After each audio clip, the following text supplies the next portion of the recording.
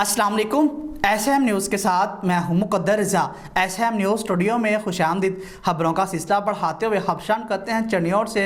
District health authority Chiniot के ज़ेरे तमाम हेपेटाइटिस की बीमारी के खिलाफ आलमी दिन के मौका पर डिप्टी कमिश्नर सैयद मसूद नुमान की ज़ेर सदारत और Quaid-e-Azam academy for education development में आगाही सेमिनार का इनेकाद किया गया। इसी हवाले से मज़ीद तफसीलात बता रहे हैं एसएम न्यूज़ के नुमाइंदे वसीम दौरानी। जी वसीम, आगाह कीजिएगा इस हवाले से। जी बिल्कुल। डिस्ट्रिक्ट हेल्थ अथॉरिटी चनियोट की ज़ेरे एहतमाम हेपेटाइटिस की बीमारी के ख़िलाफ़ आलमी दिन के मौका पर डिप्टी कमिश्नर चनियोट सैयद मसूद नुमान की ज़ेर सदारत Quaid-e-Azam academy for educational development में आगाही सेमिनार का इनेकाद किया गया।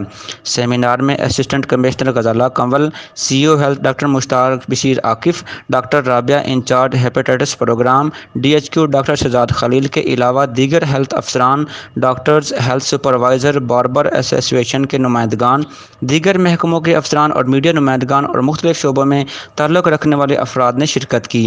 CEO health doctor Mushtaq Bashir Akif ने खिताब करते हुए कहा, हेपेटाइटिस के फैलाव की वजूहात से मुतालिक बताया।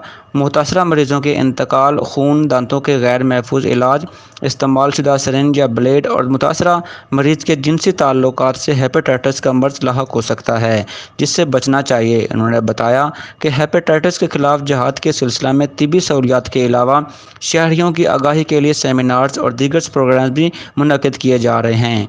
इस मौका पर डिप्टी कमिश्नर चनियोट सैयद मसूद नुमान ने अपने खिताब में कहा कि हेपेटाइटिस एक जानलेवा मर्ज़ है, जिससे बर वक्त इलाज और एहतियाती तदाबीर इख्तियार करके बचा जा सकता है। उन्होंने कहा, हेपेटाइटिस के ख़िलाफ़ आलमी दिन मनाने का मकसद इस मर्ज़ से बचने से मुताल्लिक़ लोगों में शऊर और आगाही पैदा करना है, ताकि इसके फैलने से रोका जा सके। उन्होंने शहरियों के नाम एक अपने पैगाम में कहा कि वो हेपेटाइटिस के मुहलक मर्ज़ से बचने के लिए एहतियाती तदाबीर पर ज़िम्मेदारी से अमल करें।